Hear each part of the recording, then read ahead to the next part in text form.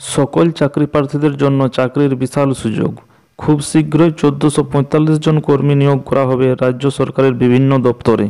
গত সোমবার বিধানসভায় মুখ্যমন্ত্রী মমতা বন্দ্যোপাধ্যায়ের মন্ত্রিসভার বৈঠকে এই সিদ্ধান্ত নেওয়া হয়েছে।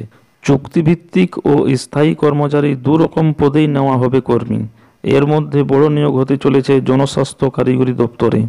583 জন চুক্তিভিত্তিক জুনিয়র ইঞ্জিনিয়ার নেওয়া হবে সেখানে।